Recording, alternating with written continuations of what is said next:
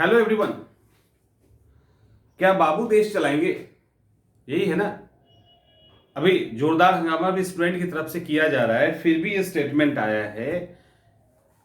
एक बात मुझे समझ में नहीं आती।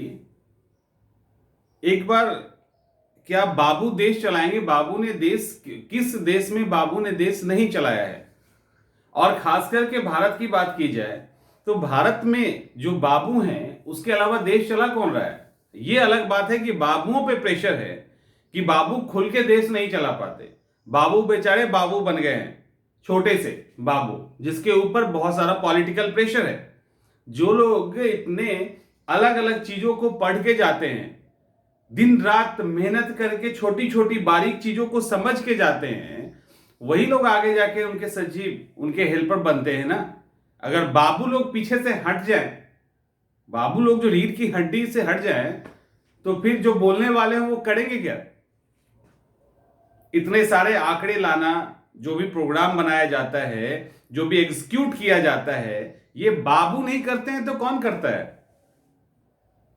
और बार बार बातें होती है प्राइवेटाइजेशन, प्राइवेटाइजेशन और प्राइवेटाइजेशन, और उसमें यह बताया जाता है कि हमारी कंपनी लॉस में चल रही है, मैनेजमेंट नहीं कर पा रहे, वर्क कल्चर नहीं है।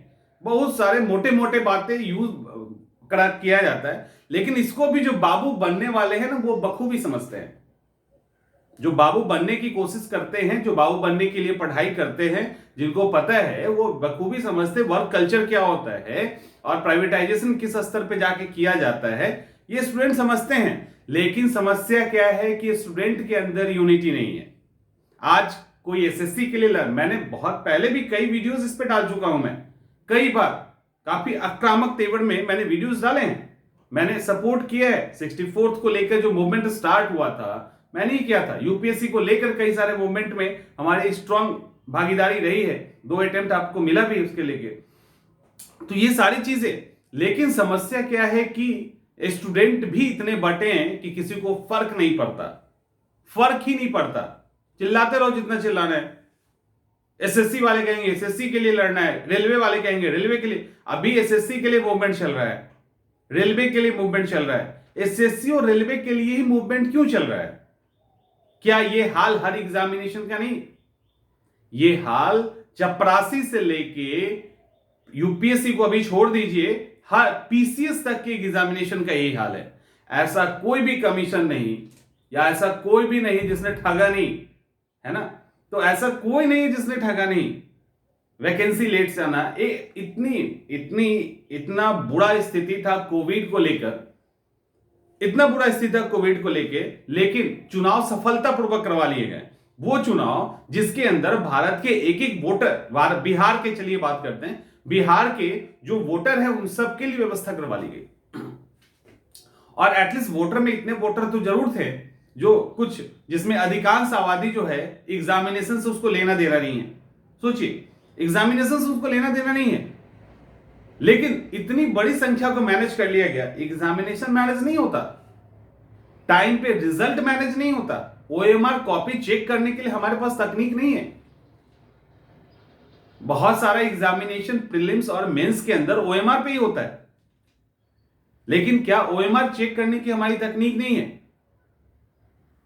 और जब एग्जामिनेशन हो जाता है तो सालों, 5 साल, 6 साल, 7 साल इंटर का एग्जाम का हाल देखिए, क्या एक्सक्यूज होगा इसके लिए। और समस्या यह है कि जब स्टूडेंट परेशान होते हैं तो हम जिनको चुन के भेजते हैं उनको कोई फर्क ही नहीं पड़ता, चिल्लाते रहो। अभी दरोगा को लेकर आंदोलन हुआ, अरेस्ट कर लिया गया दिलीप को, ठीक है। अब वहां पे क्या था कि आपने क्या परमिशन लिया था? क्या परमिशन मिलता? सवाल उठता है कि क्या परमिशन मिलता? तो बेटर, अभी सिचुएशन ये है कुल मिला के कि सरकार रोजगार की बात वोट बैंक के लिए कर रही है, इसमें कोई शक नहीं है।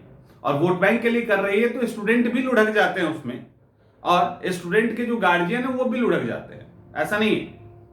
और इनको भी पता है, सरकार को भी पता है कि नहीं तो जाएंगे कहां, जाएंगे कहां, वोट तो मुझे ही करना है, और कहां कोई जाएगा, क्योंकि हमने एक ऐसा ऑरा बना दिया है चारों तरफ कि कुछ नहीं हो सकता। आज किसान मूवमेंट चल रहा है, ये चल रहा है, वो चल रहा है, वो सब चीजें हो रही है। सवाल यहां पे ये है कि जब तक बटे रहेंगे तब तक कमजोर रहेंगे। यहां पे बात ये नहीं करनी है कि हमको एसएससी का एग्जाम सुधारना है कि हमको पीसीएस का एग्जाम सुधारना है। यहां बात यही है कि एग्जामिनेशन इंडिया में जो भी हो रहा है वो टाइम पे हो, रिजल्ट टाइम पे आए और भर्ती टाइम पे हो। ठीक है, भर्ती टाइम पे निकले, रिजल्ट सीट थोड़ा कम भी आए चलेगा। एक और समस्या आ रही है कि सारा डिपार्टमेंट से बेचा ही जा रहा है। अभी कुछ दिनों तक तो चल सकता है, किसी टीचर का दुकान भी चलेगा, स्टूडेंट भी पढ़ाई कर लेंगे, लेकिन जब प्राइवेटाइजेशन हो जाएगा चीजों का तो फिर क्या? उसके लिए तर्क क्या दिया जाता है? तर्क ये दिया जाता है कि देखो बिजनेस तो डूब रही है। जब प्राइवेटाइजेशन किया जाता है तो उसके अंदर नए नए तरह के एनर्जेटिक लोग आते हैं, वर्क कल्चर सुधरता है, प्रॉफिट पे ध्यान दिया जाता है और वो कंपनी या वो जो भी इंस्टीट्यूट है वो ठीक हो जाती है, प्रॉफिट कमाने लगती है। और प्रॉफिट कमाएंगे तभी तो बांटेंगे, प्रॉफिट कमाएंगे तभी तो बांटेंगे। तो ये जो प्राइवेट कंपनी जो कहानी कर रही है, प्राइवेट कंपनी ने प्रॉफिट कमाने के लिए जो जो काम किया वो काम हमारे सरकारी जो मुलाजिम है वो नहीं करते, नहीं करेंगे। एक बार सोचिए,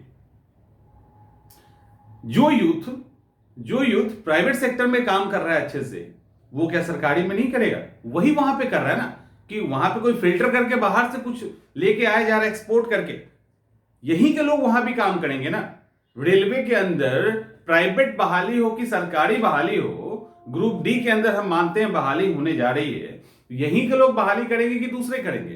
तो वर्क कल्चर के अंदर जो प्रॉब्लम है उसको दूर करना सॉल्यूशन है, कि चीजों को सीधे समाप्त करके दूसरे के हाथ में दे देना सॉल्यूशन है। आज हमारे पास एम्स है, सेल जैसा संस्था है, पहले एलआईसी भी थी, ठीक है, बहुत सारी ऐसी संस्थाएं हैं जो बहुत बेहतर रन कर रही है। और जो बेहतर रन नहीं कर रही है, जैसे एयर इंडिया सेल कर दिया गया, ठीक, प्राइवेटाइजेशन रेलवे के अंदर किया जा रहा है, तो क्यों किया जा रहा है? बीएसएनएल का कर दिया गया, तो क्यों किया जा रहा है? तो इसके पीछे एक ही कारण है, एक ही कारण होता है कि प्रॉफिट नहीं हो रहा। पूछोगे प्रॉफिट क्यों नहीं हो रहा? तो प्रॉफिट इसीलिए नहीं हो रहा क्योंकि इसके अंदर वर्क कल्चर को ही अलग अलग शब्दों में, चीजें अलग अलग शब्दों में अलग तरीके से बोला जाता है। तो जो समस्या है उसको दूर करना सॉल्यूशन है, कि उस चीजों को हटा देना सॉल्यूशन। और तब जब यही लोग वहां पे भी जाके अच्छा काम करेंगे, इसका मतलब है कि कहीं ना कहीं मैनेजमेंट में दिक्कत है, कहीं ना कहीं उस चीजों को एग्जीक्यूट करने में दिक्कत है। तो एग्जीक्यूट करने में दिक्कत है, मैनेजमेंट करने में दिक्कत है, तो उसको सॉल्व करना है कि खत्म।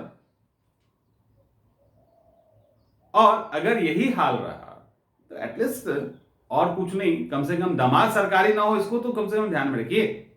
लेकिन दामाद तो सरकारी ही चाहिए, और बोली लगती जा रही है क्योंकि सरकारी वैकेंसी कम आ रहा है, सरकारी नौकरी कम हो रही है, तो जिसको सरकारी नौकरी हुई बस उसकी बोली लग रही है। तो कम से कम एटलीस्ट बेटा बने ना बने वो छोड़ दो, दामाद कम से कम सरकारी नौकरी वाला नहीं लो, इतना तो होना चाहिए। प्राइवेट नौकरी वाले को खोजिए जाके। मेरा कहने का बस इतना ही मतलब है कि आप चाह क्या रहे हो, पहले वहां तो स्टैंड लीजिए। आप अगर चाह रहे हैं कि सरकारी नौकरी हो, आप चाह रहे हैं कि टाइम पे नौकरी हो, तो इसके लिए जो उस टेम्परामेंट का इंसान है या आपका विरोध होना चाहिए। विरोध करने से कोई नहीं रोक सकता, विरोध करना कहीं से भी गलत नहीं है, हमारा कॉन्स्टिट्यूशनल राइट है। मैंने ये बोला एकदम से गलत नहीं है, ना ही किसी को गाली दी, ना ही किसी को भला बुरा कहा, लेकिन जो गलत हो रहा है उसको गलत कहने में क्या प्रॉब्लम है? कई बार मैं कह चुका हूं इसके पहले भी। तो ये आंदोलन या ये जो टेम्परामेंट है स्टूडेंट का, ये तभी सक्सेस करेगा जब हम हर एग्जाम की एक साथ बात करेंगे।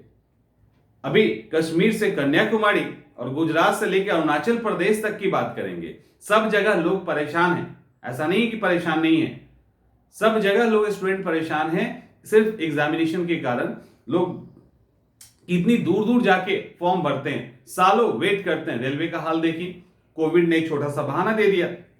कोविड के पहले क्या स्थिति ठीक थी?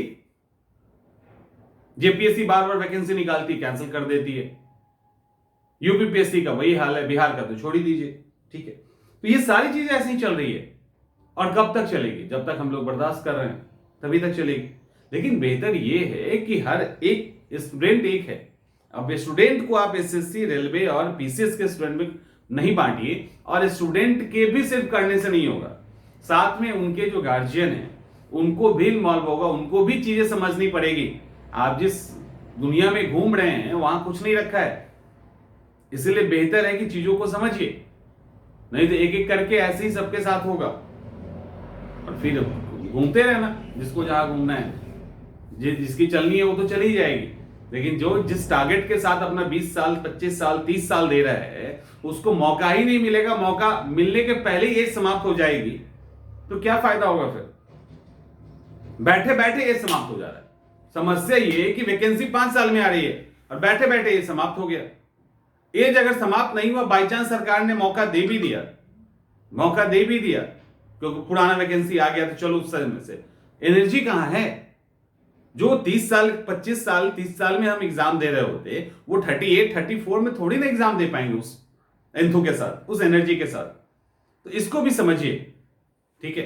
ये सब समझने की जरूरत है, और जो भी चीजें हो रही है वो चीजें दिखाई जा रही है अपने काम को पूरा करने के लिए, वो एक माहौल बना के दिखाया जा रहा है जिसमें अधिकांश लोग ट्रैप में फंस जाते हैं, तो वो गलत है। उस ट्रैप में कम से कम आप स्टूडेंट हैं, पढ़े लिखे हैं, आप नहीं फंसिए, और आपके अंदर क्षमता है चीजों को समझने की, उस पर रिएक्ट करने की। और ये जो सोशल मीडिया है ये बहुत प्रभावी तंत्र है, इसका हम लोग प्रयोग कर सकते हैं, और जम के कीजिए ताकि लोगों के अंदर मैसेज जाए। ठीक है, चलिए मिलते हैं अगले वीडियो में।